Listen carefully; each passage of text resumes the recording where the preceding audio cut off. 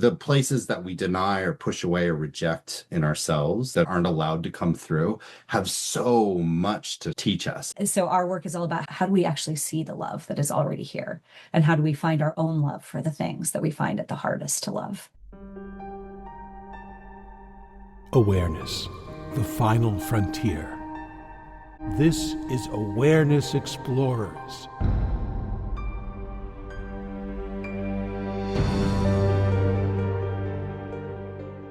Welcome back, fellow explorers, to Awareness Explorers. It's great to have you as always. I'm your co-host, Jonathan Robinson. I'm with my co-host and friend, Brian Tom O'Connor. And I'm very excited. I often say that, but I have been waiting for this all week. We've been trying to get Tani and Leslie of the Light Dark Institute on the show for a while, and today is finally the day.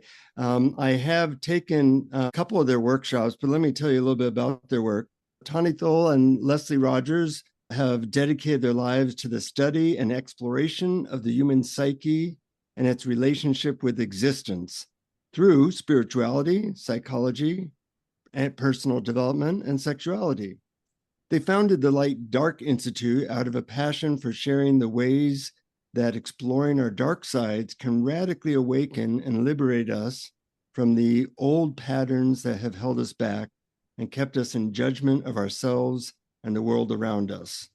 That's a quick reference to some very interesting and varied ideas that you have. Well, welcome to Awareness Explorers. Thank you so much. It's a pleasure to be here and a treat. Finally, we've been talking about this for a long, long time, and yeah, really great to be here with you too at last, and with everybody who's listening. You know, one of the things that attracted me to your work is that I actually lived with a spiritual teacher for a lot of years that focused a lot on the different parts of ourselves and how a lot of them have what could be called shadow motivations. So I'm wondering how you got into all this. That was what initially attracted me to your work. But how'd this whole light dark thing take form? It's quite a story. Do we want to do the short version or the long version? Yeah. I mean, maybe not a full setup, but just to share that Tani and I, before we met, were on a deep exploration of our own psyche and sexuality, and exploring a lot of different healing modalities. And really both in a deep spiritual journey. We both actually, years before meeting each other, had gone through our own forms of spiritual awakening. We both had like a really profound awakening experience that really shifted who we were and how we approached life and how we saw everything, and really kind of, for both of us, catapulted us onto a path of personal growth work and spiritual work, where we were both exploring through a lot of different modalities to explore this wild experience, as I'm sure both of you and all of your listeners understand, that hunger to understand what's going on here and to deepen. And so that led us both down a lot of different modalities, a lot of different rabbit holes of exploration. Yeah, and I'll just say, for me, in that I had really oriented myself, we'll explain this a little bit more, what I mean by towards the light being like building and becoming a person who is good and of service and showing up in the world. And in my awakening period, I realized that there was a lot of, like, all of this was just like desires and needs and hopes for being loved. And I really went into this like deep exploration of like, okay, well, if that's all just identity and it's all just me trying to achieve something, what is it to like empty out? And I got rid of everything in my life and went on a long walk, exploration, just to kind of let go of everything and see what's actually here when I drop everything away. And it led me eventually to come to Santa Cruz, California, just in my travels, and that's where we eventually met. After but in that process, when I let go of everything, I felt such liberation, but I also still felt this like insistent pain and suffering of not feeling able to connect with people, both like desiring to be connected with humans and be in community, and desiring sexual and intimate connection with others, but feeling so many barriers that didn't relate to all the things I'd been discovering in my awakening. They just kept pulling me somatically back to like strong needs and impulses and manipulations of play. And I was like, okay, so I need to dive into this and explore this. So when I came to Santa Cruz, it was like, I'm diving in. I want to know these dark parts of me that I don't understand and where they're coming from and why it's still here, even as I look and see that I am part of everything and there is nothing to fear. There is no pain. There's no real suffering here other than the ones that we create in ourselves. And yet here I am creating it in myself. And no matter how much I like moved towards the light in my thinking, I kept getting pulled back. Mm-hmm. For my part, I also had a whole journey prior to our meeting around light and dark and how these parts weave. I had a very strong identity in the light. I was very like this loving, compassionate, I had trained as an energy healer. It was all about how do I be kind? How do I help everyone? How do we make everything nice and soft and beautiful? But I also had a dark side that I'd been very aware of since actually young childhood. I had kind of dark, kinky fantasies sexually, which was a big part of it. I had this part of me from a young age that was really drawn to darkness. Like I was drawn to songs about people dying, or I was drawn to drug addiction in my late teen years. Like there was always this sort of like a moth to the flame, this hunger for the things that were dark and taboo. And I really struggled with how to reconcile those two parts of myself. It was like, okay, never mind how do I actually bring these together, but just even how do these coexist inside of myself? I had some struggles in my own self-identity around that. And I won't go into the many years that led up to it, but suffice it to say, there was a period where I had kind of decided to embrace my darkness a little bit and embrace my kinky dark fantasies, and got really burned in the process of doing that. Like it didn't go well, and I came out kind of traumatized. And I later learned it was because I actually didn't know how to take care of myself and speak up for my needs, and that was what had gone wrong. But that's a side story. But I came out of that experience being like, okay, this is my proof that the darkness is actually bad for you, and I shouldn't do this anymore. And I swore off my dark side completely, and took a very intentional period of going purely towards the light. And it was like 3.5 years that lasted, and it was a very beautiful period. It coincided with a lot of profound healing, a lot of profound growth, both spiritually and personally. But what I didn't realize at the time was that there were parts of myself that were kind of drying up and like dying inside. Mm-hmm. I didn't realize how much of the like juice and the force of aliveness was gradually draining out of me, until I had a chance encounter at one point that actually like sort of re-sparked my dark side, re-sparked my kinky thoughts, and just in one little moment of allowing myself to let the dark side back in, I had all this energy come flooding into my body and into it was like I lit up like a Christmas tree. It was like, whoa, I'm alive. There's power here. There's force. There's like a raw willingness to be with life. There's desire. There's all these things that I had been completely missing that I didn't even realize as they kind of gradually dried up over those years. But when they came back online, it was so clear to me in that moment. I was like, whatever this is, this aliveness that's coursing through my veins right now, this can't be bad for me. This does not feel like it's wrong. And so at that point, I really intentionally decided to turn towards exploring it, and educated myself a lot more, learned about like the things the missteps I had taken in that previous exploration that had led to me getting re-traumatized. And I was able to really head towards the darkness more intentionally. And at that point, it was just like, I got to find out what's here. I gotta learn what this is that is bringing this aliveness. And so I decided to really intentionally seek out a partner to explore the dark side with me, to explore power exchange, to explore, in particular, I was really drawn to giving away my power and being dominated, which also confused me where that was coming from. But I was like, I got to try this at this point. And so I joined a community, really, really putting out into the community. I'm looking for a partner to dominate me, to take control of my whole lived experience and explore the shadow with me. That's a And I fascinating was, story. And then somehow the two of you met, and there was And probably then we met a in that major community. explosion. Exactly. There was a major explosion. yeah, and I would say at that point I had really been like, oh, I was raised in a religious environment thinking that sexuality and certain parts of human experience just didn't have good things in them or good parts of Mhm. self, or there's like I separated the world in different ways, and I was getting so much out of like starting to look into those areas, like questioning, is that true?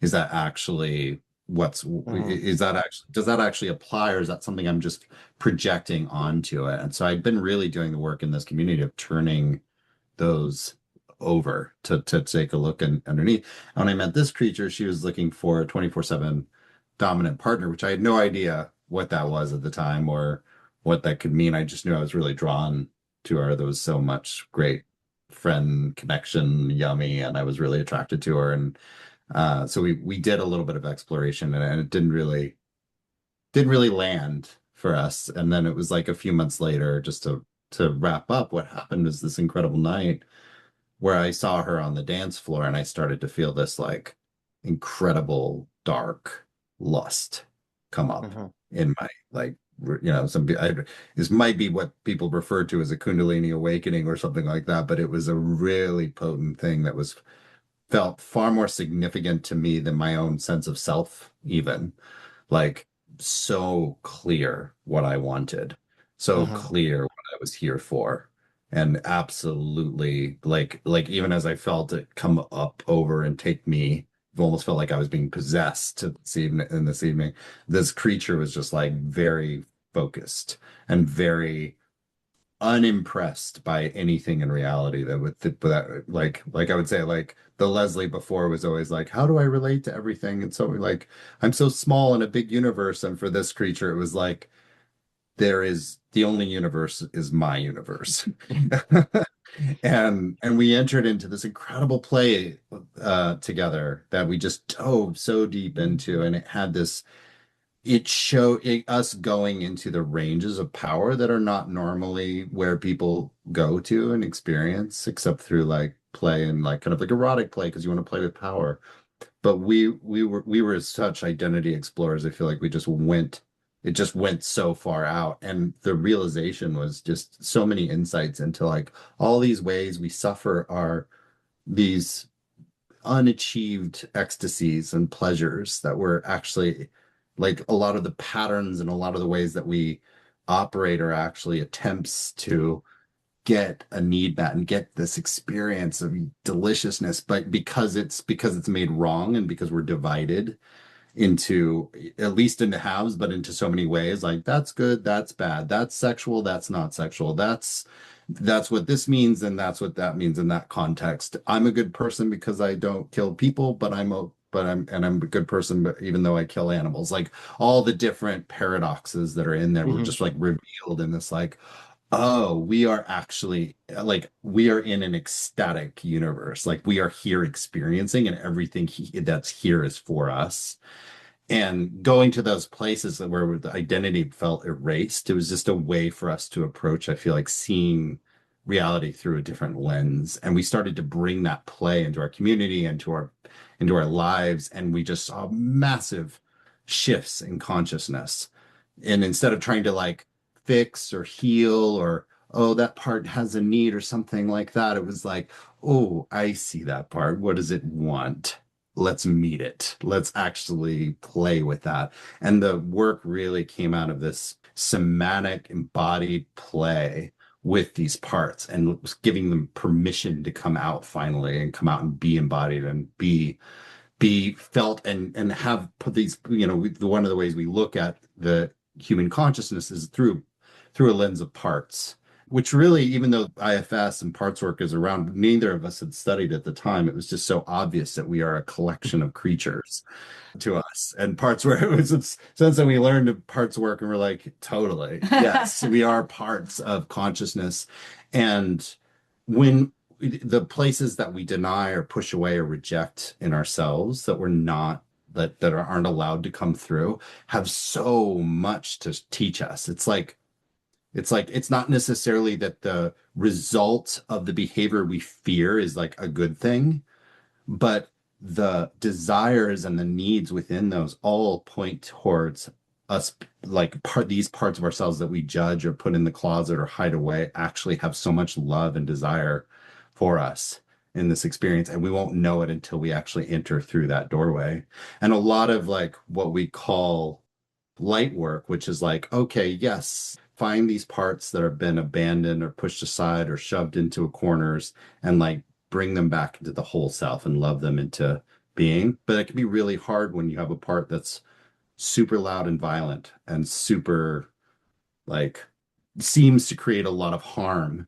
And so it could be like we learn to like exile these parts. And so our explorations really landed us in like, oh, there's a way to play with these parts consensually where the result of playing with them doesn't produce harm. It actually produces a great deal of liberation. Mm-hmm. Yeah, on a personal level, having taken a couple of your workshops, it was fun.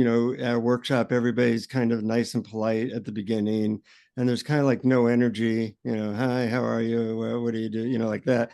And then, by a couple hours in, as we're embodying some of these shadow parts, and you'll be able to talk about a couple of those in a little bit, dominator or whatever. That there was so much energy and laughter and play and even a sense of opening and really appreciating those parts and having more, I guess you could call it lightness, exploring the shadow stuff. And I just found the exploration really, really fascinating. How do you see that as related to the awakening process? Is it missing? Is it a missing ingredient? Is it a necessary ingredient? How do you think about that? Mm-hmm. Well, I'm going to just begin by Leslie's sort of alluded to it, but I'm going to start by identifying two twin paths that we talk about in our work a lot, which we call light work and dark work. Sounds good. Obviously, the Light Dark Institute, the themes of light and dark are big here. The way we define light work is the path of healing, progress, or change. It's where we look at something, whether it's something out in the world or something in ourselves, and we say, you know what? I don't love how this is going, and I want to change it. I want to find a way to make that better. And the path that we call dark work is the path of loving what is, embracing it as it is, exactly as it is, without the need to change it, and finding the gifts that are there. And we find that both are actually fundamentally so vital to our experience as humans and as spiritual beings. We don't hold a preference for one or the other. We think both are incredibly important, but they're like, in our work, it's all about how do we build the muscles of both? How do we build our light work muscles and our dark work muscles so that in any given moment, depending on what's happening in life, we can respond from whichever one feels like actually the right place to respond from. And in terms of spiritual work, in some ways, the work of awakening is actually pure dark work, right? It's like, let me come into a place where I can love reality, love existence as it is. I mean, everybody has different definitions, but a lot of it is like, how can I actually be with this and be in my awakened state no matter what is happening? But then there's this human side of us that like gets in the way of that, right? It's like, well, okay, well, I want to be awakened, but somebody just rejected me and I'm feeling really bad about myself, and I'm trying to like pull myself out of that into awakening, but and then maybe we're beating ourselves up for not being awakened, like, why am I letting this rejection get to me? Like, oh gosh. And then we're beating ourselves up for beating ourselves up because I'm supposed to be conscious and not beat myself up about things, and it just drags us down. And so in our work, it's like, what's actually the spot in this moment? Is the spot to be like, oh, rejection? And this is one of the places, okay, I'm getting a little ahead of myself. Maybe the spot is to go meditate and not even be dragged into any of it. Or maybe the spot is light work, which in our model is like, recognize that little one inside that's hurting. And maybe I just need to actually stop and hold myself and imagine myself at 5 years old and see myself even in front of me there and scoop me up and just love on me and be like, oh, sweetie, yeah, that hurt. Ow, I feel you. But you know what? I've got you. Like that's light work in our model. And so maybe that's what I need. Or maybe, and this is where the dark work gets really fun and exciting, and is maybe what I need in that moment is to be like, oh, rejection. Yeah. Oh, I like it when they put me down. Oh yeah, feel that sting. Feel that sting. Like, and you know, so we can't always get to that, right? Depending on the level of trauma that we're carrying, which is why the light work might be the important part. Mm-hmm. But that dark work actually can get us places that sometimes the light work can't even get us to.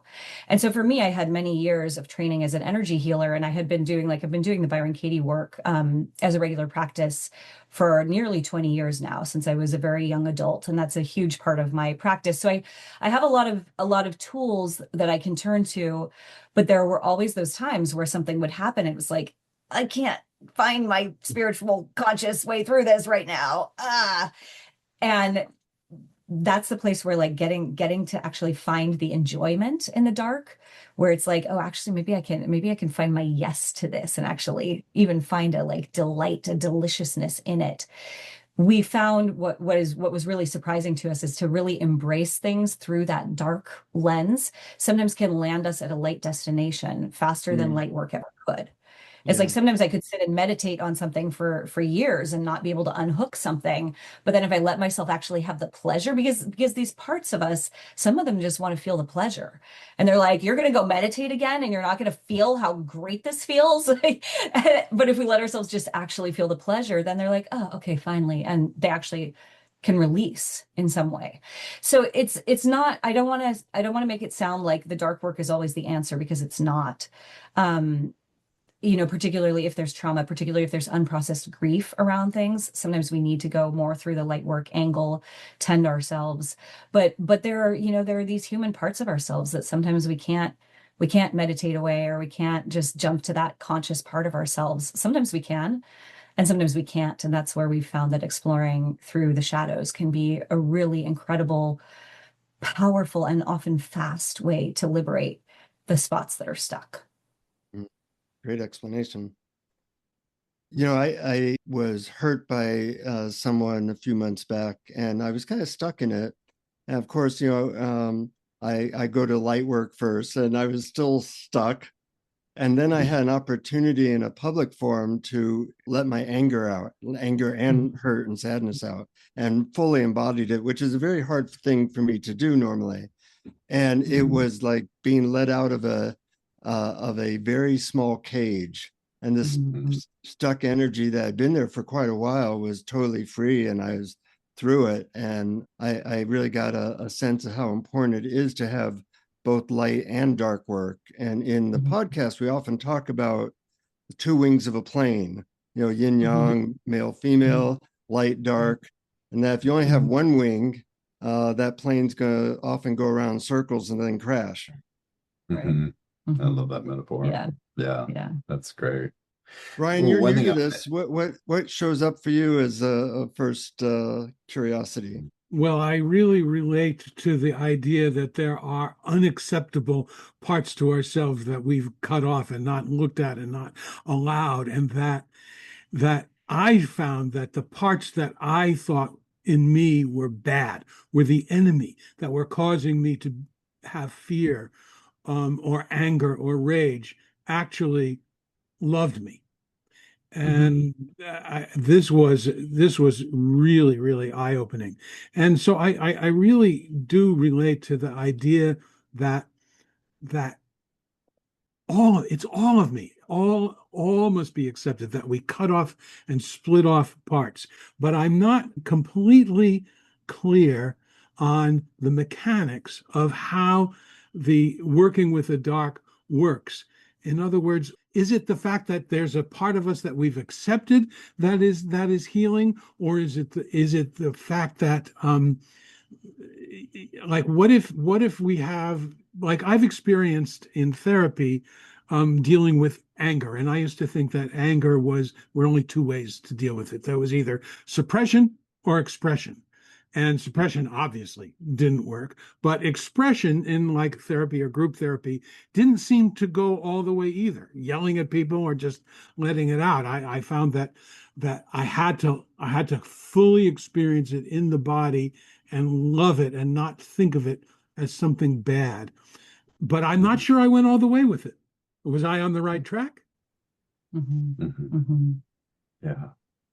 Yeah. Well, part of so just to answer your question about how to explore in the dark, a big part of our work is how to bring this into your relationship with others, right? And the challenge with that is when there's difficult feelings like anger and hurt and sadness, is that like when I come to you and say like you hurt me, how dare you?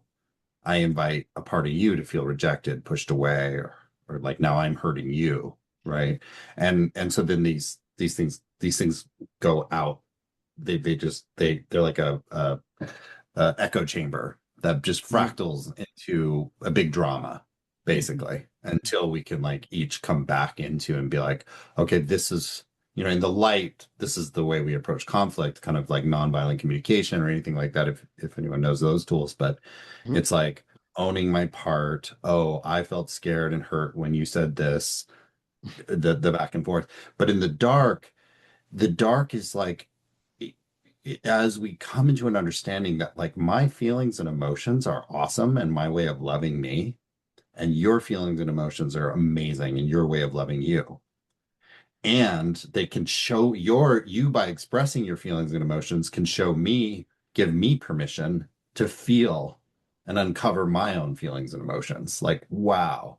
And so the tools that we teach are methods in how to approach like holding personal responsibility and a sense of safety for our parts, such that we take responsibility for when we're actually not receiving the other person and not making it the other person. So if you came at me, Brian, with anger, and you're like raging at me, and I'm like, oh, this is awesome. Oh my God, you are like, oh, you love yourself so much and you love what you like, this matters so much to you, and I'm getting to feel it and see it with you. But then you say, and that's why you're an idiot, like, or something like that. And I Hmm. believe you. And I go, "Oh, I'm not an idiot. You're like," and then I start into that pattern. And whatever, sometimes we can really open and hear somebody's sadness, grief, anger, and sometimes we're just like it hits a past trauma and we're like, "Oh no, not that." But that in dark work, it's taking responsibility. Yes, you called me an idiot, but my responsibility is that I believed you. Hmm. And my opportunity in that moment is to see, oh, there's a part of me who still thinks I'm an idiot. There's a part of me who would still buy into that. Because if you had blamed me in some way that I wouldn't acknowledge or recognize, it'd just be like, oh, this is part of your emotional release, part of your way of trying to get your power back for this part of you that feels lost or confused. And so the work we do involves utilizing what in we really have taken some of the container elements from BDSM or kink. If anyone knows, this is a way of playing with power dynamics and creating safety and consent for places where there's darkness. And safe words, we really expanded into the even full play and the emotional dynamics of how we actually get to like take responsibility for what is actually happening inside of us, even as we go to these darker places and darker emotions. And what safe words are is just like an acknowledgement, like, oh, I actually have a need and I have a need for something different right now. It does not mean your emotions are bad or your anger is bad or that your upset is wrong. It means that I'm not yet receiving you yet fully. And I want to be connected to you. I want to be in play. But in order for me to do that, I have to first acknowledge where I'm not able to receive you. And even if it were to go to like, because emotions can turn violent, like if there's like a strong trigger, it's like, oh, like sometimes grappling with each other can feel really good and really connective. And sometimes it's like absolutely never, not that ever. And so our work is like a way of like, how do we build the consent to have a healthy, yummy, consensual exchange of these different energies, of these different emotions, so that we can both feel fully felt, seen, and heard, but also, most importantly, fully expressed. Yeah, I really love And that so, explanation. And yeah, Tani, yeah, go ahead. You want to add to that? yeah, I'll add a little just in terms of the kind of basic mechanics, yes, for the mechanics of how we work with Yeah. the darkness. Mhm. There are so we don't don't describe it this way in our workshops, but kind of behind the scenes, there's an element of how we're holding what we do that really there are two pathways that we primarily take in exploring darkness, and most of what we do falls into one or the other or some weaving of both of them. One of them we call life is play, and that is basically how we can get to know any given area of darkness and take it less seriously. We have a saying in our work of the seriousness with which you take the shadows is the seriousness with which they rule your life. Mm. It's like the more that we think, oh gosh, that thing is heavy, that thing is real, that thing is serious, then it's like, oh, it's up there. It's telling me not to do that. I'm binding myself around that, or I'm afraid of that in other people. So we do a lot of work of just bringing in levity, bringing in play, bringing in laughter.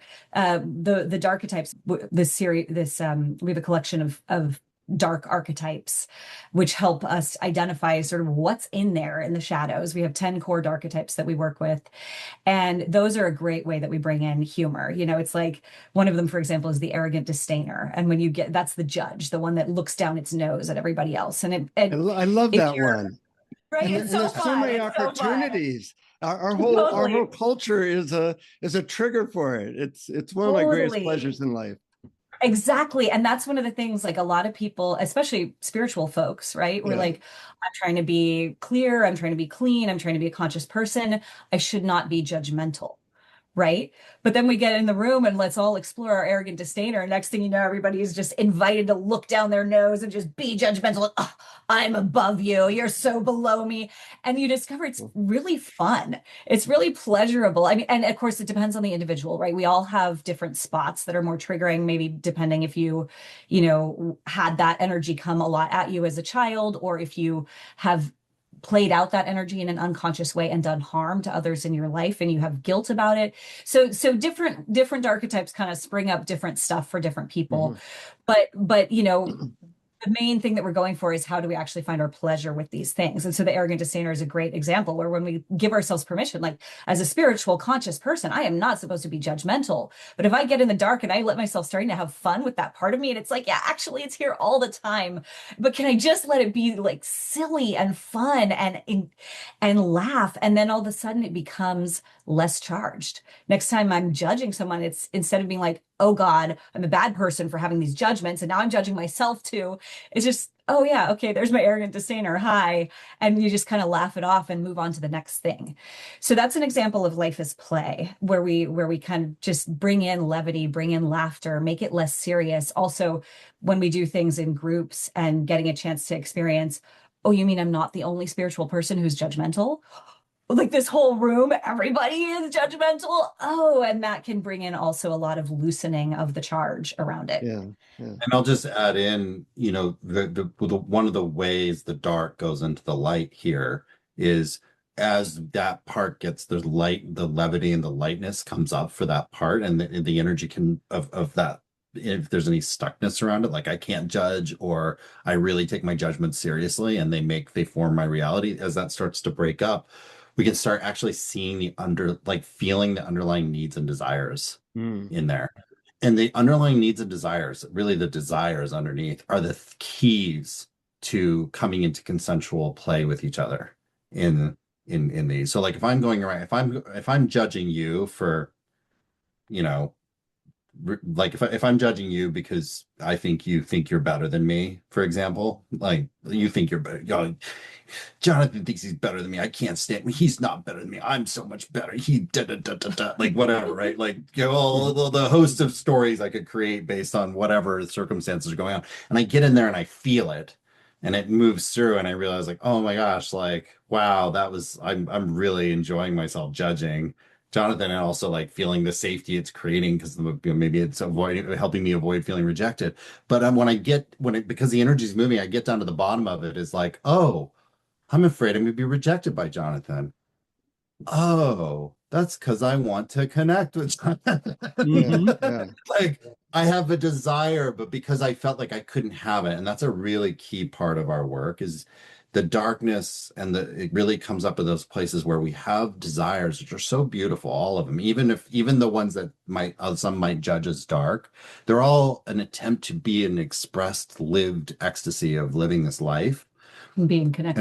and being connection. And they usually almost always stem back to connection. And so then it's like, instead of me trying to find connection with you, Jonathan, through judging you until you stop judging me in my projection screen, I can just say, Jonathan, I want to be connected to you. I could just come to the desire of it. And that's where, going into the dark, like, why would feeling my judgments of you be a good idea? Well, because it breaks open that story.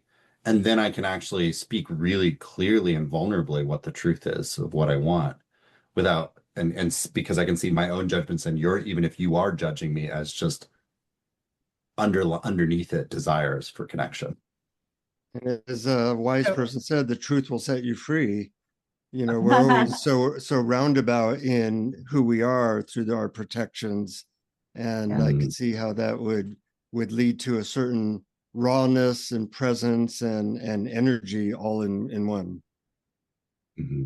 Yeah. Mm-hmm. Yeah. So I want to jump back in because we're giving you long answers on these questions, and back to that question of the mechanics of exploring the darkness, because that was really just sharing about one avenue, which is the life is play avenue, where we're bringing in levity.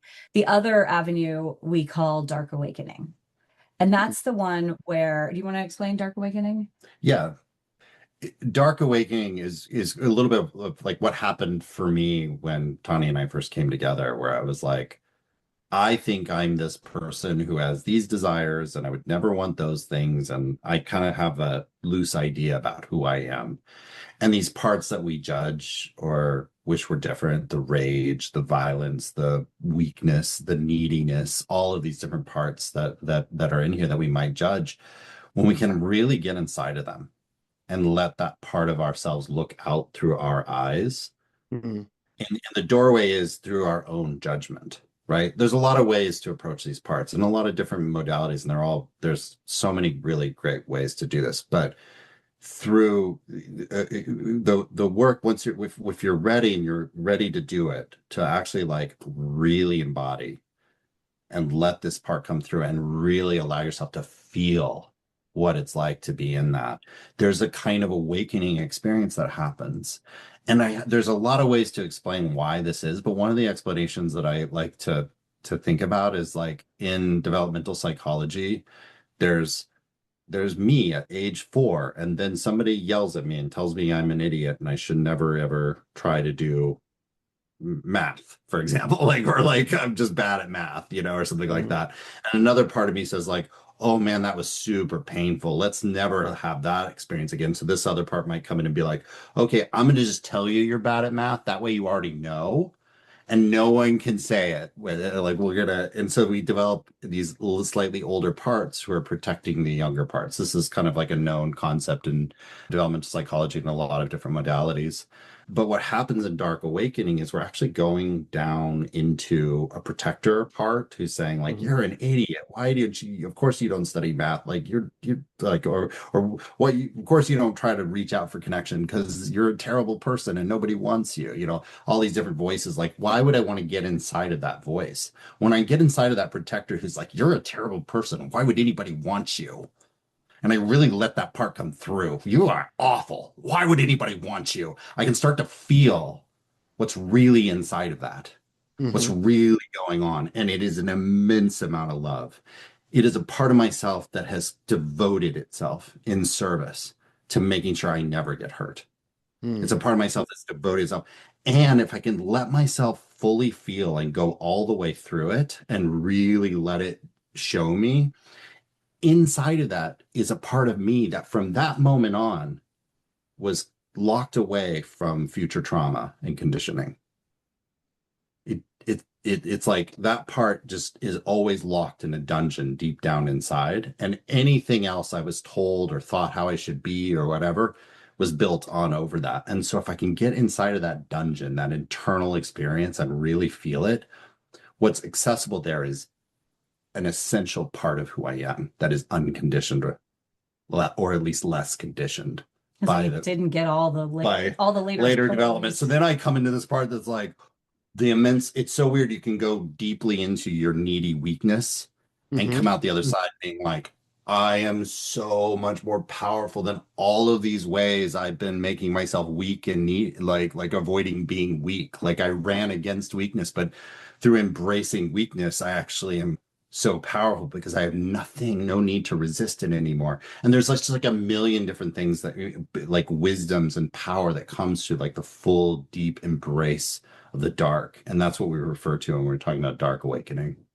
Yeah, that's absolutely fascinating. And I had an experience that really echoes what you were talking about. And this happened in a session of voice dialogue where we look at the parts of ourselves, and the part of myself that wanted to protect me from criticism by calling me an idiot whenever I did something wrong, I thought was an enemy. And you were talking about protecting. Why would that part want to protect me? It loves me. And that was huge. And it sounds very similar to what you're talking about. Yeah. Yeah. Our work at the fundamental, our fundamental why for what we do, why we do this work is love. We are big love beings. We both in our awakenings got to experience all of reality, existence as love, even the intense, difficult, painful things. We got to really feel that. And also as humans, we want, it's like we actually know that reality is love 1000%, every bit of it. And also our human hearts want to see more love in the world and how we interact with each other, how we be as humans. And so this work really is all about love.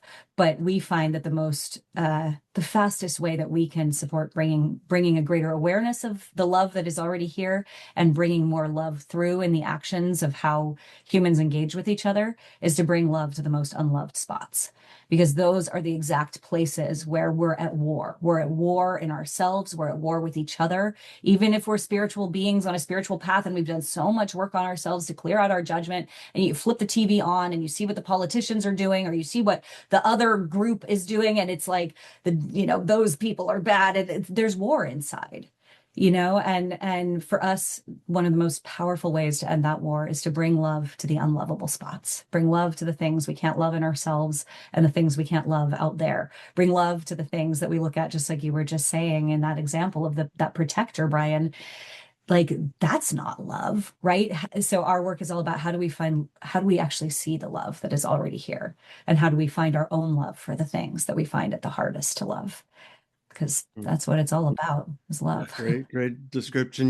We've interviewed a lot of very awake and enlightened people on the podcast, and when we ask what helped with your awakening, I think the most common answer has been learning to love the parts of myself that I previously didn't love. It's really a key that people often don't know or don't really put that together. So I appreciate your explanation about that. I'd like to ask you about your work with the force known as sex and lust, because so many spiritual people and so many people in general are at war with their sexuality, and certainly this culture is. And I'm wondering how you help people to maybe perhaps make friends with some of the dark things that can go along with that force. Yeah, so many pieces to that answer. I'll just try to jump in one, and then I'm sure you have a lot more. Well, I'll just actually start with something that isn't even about sex per se, but one of the things that we explain to people often when people come into our work, there can be a little bit of a like, I'm not even sure why I'm here. Why are we going to do this going into the darkness? And so we do a lot of stage setting of why would we even want to explore the darkness. And one of the reasons that we often cite is because darkness exists, right? It's here. It's here, and to resist it is just suffering. I love Byron Katie's quote that you all may have heard her say on this podcast or elsewhere. She says, when you argue with reality, you lose. but only 100% of the time. Mhm. So it's like, you know, things that are here. And so the reason I'm mentioning that is because sex, bodies, we have them. You know, there are 7 chakras, not 2. And in a lot of spiritual work, there can be such a tendency to go for those upper spiritual centers, to go for the kind of the transcendence, the up above. And for me personally, that was my path, right? Mhm. I had this amazing, really profound spiritual awakening when I was 23, dove right into Byron Katie's work, dove into a lot of spiritual work. And I really was grappling with the fact that I had these dark sexual desires, and I literally couldn't fathom how those things could coexist inside of me. And it was creating a rupture, a real like schism in my sense of myself that I couldn't actually even figure out how to wrap my mind around. And when Mhm. I went on that period where because I'd had these you know, I'd had these experiences that left me traumatized, that involved sexual explorations and, you know, kinky sex basically, and it left me burned, and that was the evidence that I took to be like, okay, that's bad for me, I'm going to swear that off. And when I went after just the light side and just the spirituality and swore off sex for those 3 years, as well as swearing off all darkness, I took a vow of celibacy. I wasn't even intending to swear off sex, but my sex drive completely died when I swore off my Mhm. darkness. Yeah, And so I was like, right. well, that must be my symbol to go on a vow of celibacy. I'm going towards the light. I'm celibate. This is great. And it was, like I said, I got so much profound healing work done during those years.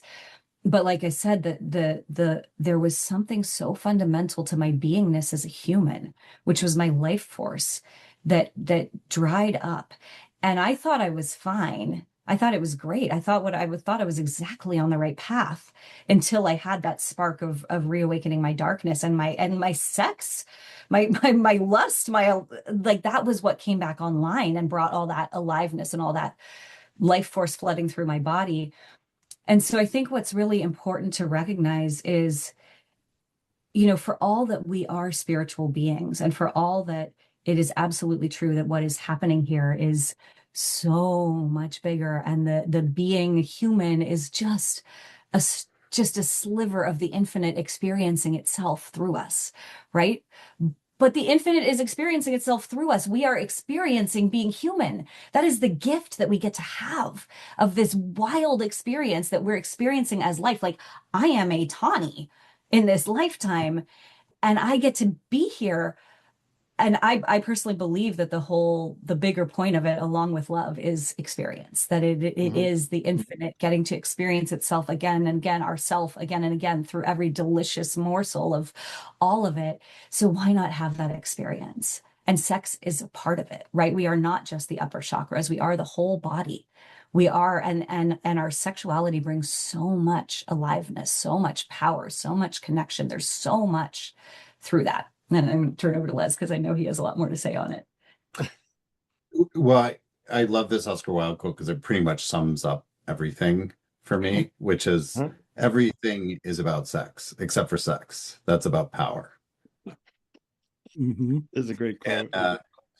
I love that quote because literally, I mean, it went from, there's a lot of lenses to take on this. Like, to me, it makes a lot of sense that people on, especially a lot of us on a spiritual path, we come to a realization that, like, wow, there is a lot of harm that comes from the Mhm. power generated from the sex, Mhm. Yeah. from sex, both like in violations, but also in like, but really just on a cultural level, we Mhm. play in these identity fields of power to try to draw in these needs from Mhm. afar, like making ourselves even more attractive. Mhm. There's this whole biological game that when we see underneath, we're like, ew, can be like really kind of Mhm. like disturbing and frightening, and the source of a lot of non-consensual harm. So it can really, really easy to take sexuality and just be like, oh, let's leave that behind, you know? Mhm. And for those of Yeah. us growing older, you know, and the sex drive is changing and lessening, we're becoming less and less driven by those forces. It's like there's a peace that comes with that, a kind of like like a release of that pull of Mhm. power to create, to make something. But to me, our relationship with sex and the erotic is our relationship to power. And we are shaped by power in ways that we can't comprehend. Like, we live in a world where this is me as a citizen, this is me as Leslie, this is me in this role, and these are my powers, and these are the places where I have power, and these are the places where I don't have power, and these are the places where I never dare to take power. And people who were willing to take power and engage in the power game, it works. They Yeah. do and can. Yeah. If they're willing to give themselves permission to take power in a world where we all believe we are subject to power, we are at effect of those who are willing to take it. And so if we aren't willing to engage our relationship with power, which very much includes the erotic, right? Like that's like where the scariest stuff is. Like, oh my God, that place where I have intense need, where I'm driven in ways that I can't even see, where I'm behaving and saying and doing things that only afterwards I'm only coming into awareness of, like, whoa, these places where we're taken over.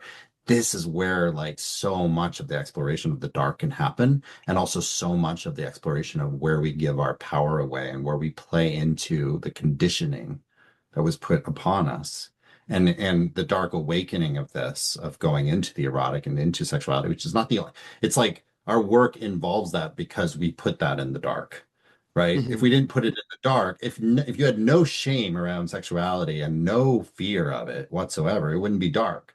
But because so much of us do, it becomes this a really profound source of exploring our relationship with power and our relationship with how we have unconsciously constructed our identities and ourselves, and how we might consciously choose to do that differently if we only gave ourselves the ability to see beyond the power game. And we can do that in the light, but in the dark, it's like you have lust, you have desire, go in, find out who you are there, find out. And it's a willingness to trust yourself. It's a willingness to trust yourself beyond the rules that you were given, the guidelines that we were given in order to do it.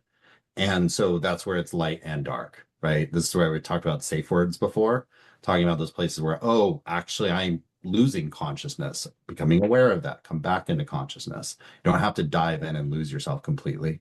We can play at the edge and discover as we go in until we're ready to fully trust ourselves and dive in and see who we are on the other side of. And one of the things that the last thing I'll say, because I grew up in a religious context, and this idea of chastity is actually like cleansing yourself of sexual desire is really powerful to me, because we end these biases, like somebody attractive in the room suddenly has all this power. And that power is only just a projection of society's idea of what's attraction. And they get treated differently, sometimes better, sometimes worse. Even if they're more attractive, they get dismissed as an object, and all these different things happen within that game. But chastity, or cleansing myself of sexual desire, I don't play into that game, and I can treat this person with respect and love. That seems like a good idea.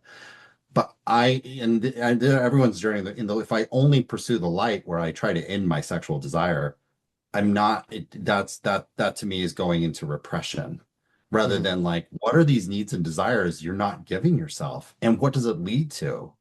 What does it lead to when we can consciously choose to be with our lusts and our desires and actually use it as a form of connection rather than a form of disconnection with our own desires of, I can't have it, so I'm going to judge you or fear you or put you on a pedestal.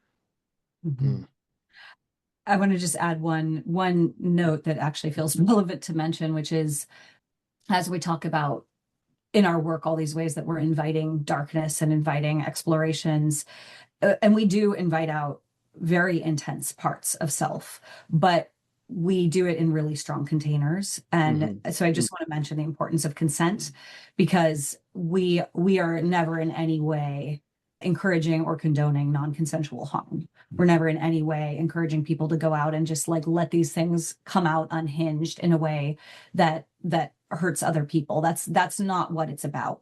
Because fundamentally, and we didn't really get into this, but the core archetype that we see as being the driver of all of them is one we call the needy wretch, which is that part of us that just needs connection. I just want your approval. I just want you to love me. Please, please, please, somebody save me. Somebody take care of me. Somebody hold me. And it really speaks to that part of us that feels cut off from the divine, cut off from source, and is hungry to be held, hungry to be seen, hungry to be loved, and then also hungry to feel that in our relationships as humans.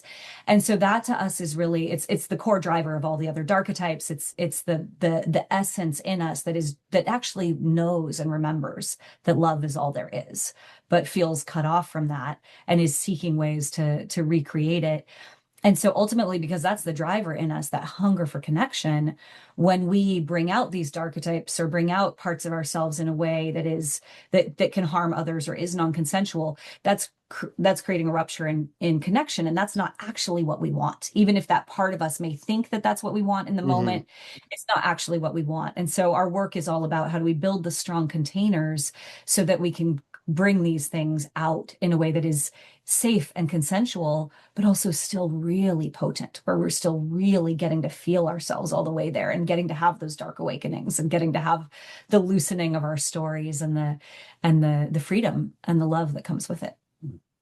One of the things I loved about your workshop is it's really hard to create a really safe container in life with these dark parts, whereas in your work, that's what you do. And I find that very healing, because having that safe container allows some of these new experiences to be present. Yeah. Yeah. Yeah. Yeah, and it's something we care a lot about, and we've been blessed to get a lot of really positive feedback about the safety of our containers, because it is so important to explore this stuff.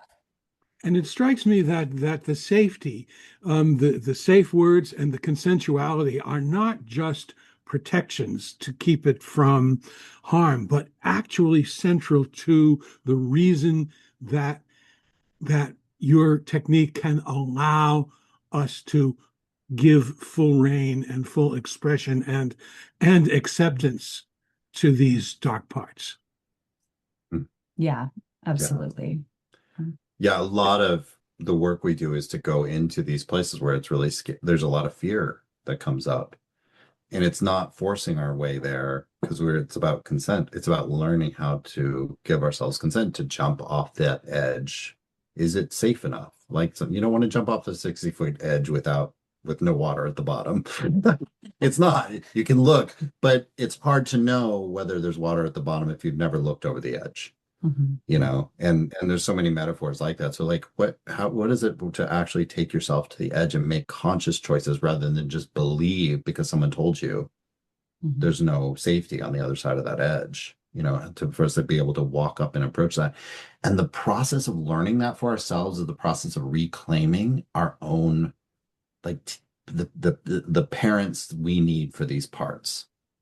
The ones who speak up for our needs and don't force us, but also encourage us to keep going and keep exploring what's really true for us. And so like that process of the container, even if you don't go over the edge into that part, the holding yourself up to the edge and walking to it and making a conscious choice to not go can be just as powerful as going in. So it's not just all about yes, although amazingly, when you can actually acknowledge and really hold and own your no, I'm not going to go here because I'm not ready, or this is not the right moment for me, those parts suddenly feel like there's someone more conscious and aware who's holding them. And so oftentimes, not always, it can relax their willingness and be like, okay, I trust you. You spoke up for me. No, when no one else has ever spoke up for me. I trust you. And then this this willingness to surrender more deeply into what is actually our truth, rather than the kind of auto surrender that comes with us just in surrendering into light because my parents told me this, or society has said this, or this trauma had me form this belief in order to protect me from feeling those sensations. I just want to add maybe one thing. I wanted to quote you, Tani, from an interview I heard, because to me, Awareness Explorers, personally, there are two core fundamental views. One is the fundamental nature of happiness as default state, but the second is the illusion of separation and the oneness of all things. And addressing the second, Tani, you said there actually is no such thing as light or dark in the world. There is no bad or good. Everything is beautiful. Everything is perfect. And it seems to me that even though you're starting with the light and the dark, and they seem to be opposites, that ultimately they're not. They're when they're all accepted as all part of it, they become, they can be seen as one. Yeah. Mhm. Yeah, absolutely. Yes.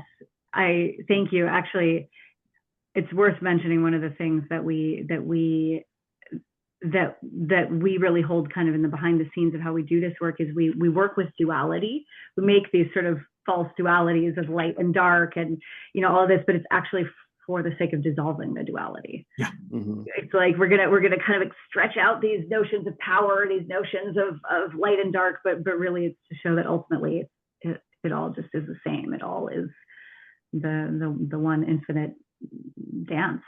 Yeah, So. yeah. I had a hunch about that. Yeah. Absolutely. Thank you so much. I know you have a guided meditation you're going to lead us in, but before that, is there any question you would want us to ask or anything that you would want to say at the end? Including, I want to make sure that people have a way of connecting with you because you have a lot of upcoming events. Yeah, should we get into that? Sure. Well, say anything you want about the upcoming events, but most important, how people can learn about those events. Yeah. So we have a website. It's lightdarkinstitute.com. Light Dark Institute, all is one word, .com, or you can just Google Light Dark Institute and it should pop right up. And yeah, we actually have a ton of different offerings. It's been an exciting period of just a lot's been cooking over here. So we have in-person workshops and we have online. We actually have a 9-week course on darchetypes coming up very soon. It starts spring this spring, late March of 2026, and that one is a chance to really dive deep into those 10 core archetypes and understanding them and learning to love them inside and outside. And then we do a variety of in-person workshops. There are, we sort of have 2 different workshop tracks. One is called Light Dark Foundations, which is for people who are anywhere in their personal growth and spiritual journey that are wanting to explore these themes of getting to know the darkness and weaving that with the light.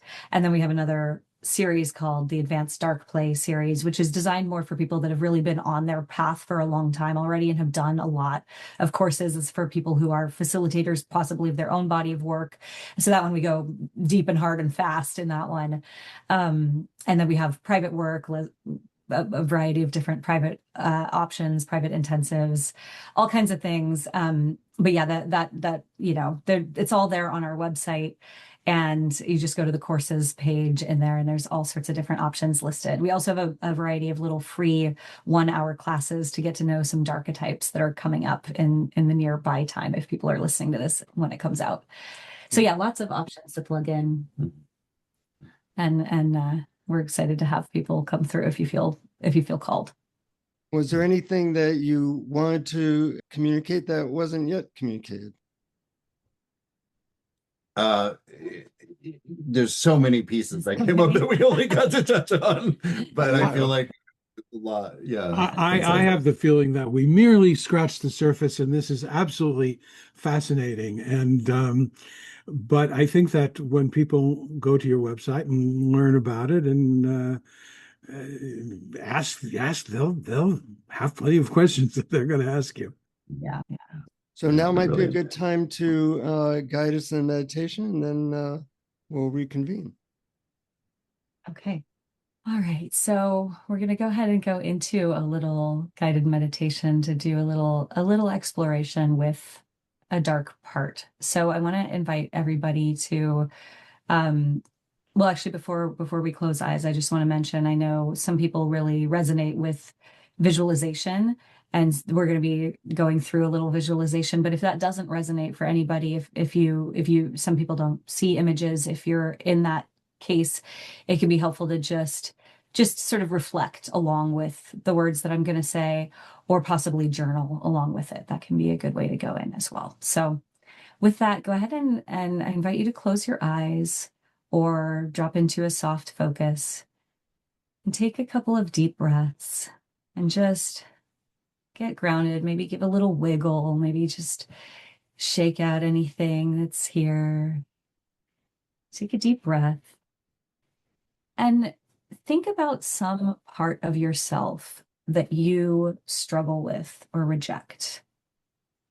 Some part, some identity. It could be tied to a word like maybe selfish or needy or judgmental or unevolved, dysfunctional, whatever. Find some spot that you're like, oh yeah, that's the one that I really don't want to be seen as. I really don't want people to think that I'm that. I really don't want to be this thing. And just settle on one. I invite you to just choose one spot, whatever's got the most charge in this moment. And now take a moment and imagine that you're looking at yourself from the outside and see yourself doing that pattern, whatever it is that you really wish you didn't do. Let yourself take a little peek at some of the moments where you actually do that thing. Just notice how it happens, and then notice all the ways that your own rejection of that pattern springs up. Notice the ways that you try to hide it, try to hide it from yourself, try to hide it from others. Maybe you beat yourself up about it. Maybe you're chipping away at getting better, trying to stop yourself from doing that through workshops or meditations. Just notice all the ways that you try to abolish this part of yourself, that you try to get rid of it. And then notice as you're looking at all those ways that you try to get rid of this part, notice the drain on your life force that happens as a result of this self-rejection. Notice how much energy it takes to try to not be that thing. Notice the ways that you tighten yourself up or control yourself. Notice all the energy that goes into that and the life force that's getting sucked out, the energy that's getting wasted on this self-patrolling, self-policing. Now take a breath. Take a big exhale. And look again at yourself outside doing that pattern. And whatever that spot is, whatever that pattern is, notice how scared that part of you is. The part that's doing the pattern. Notice how scared it is. Notice how it's actually really just trying so hard to make things feel okay for you. And maybe it's really misguided in how it's going about that, but notice how it's really just trying to make things okay.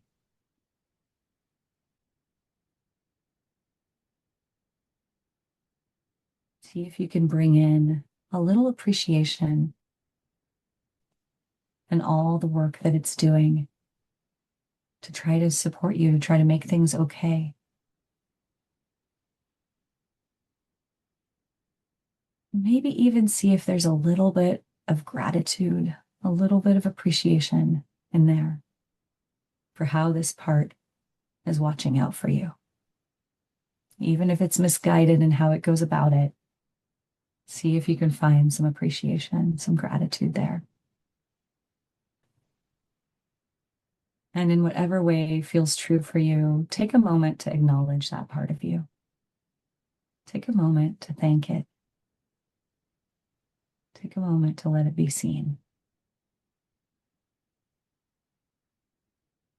And then just notice how your life might change if you were able to start treating yourself with more care and compassion in this spot. When that pattern arises, what might change if you could breathe in a little more space?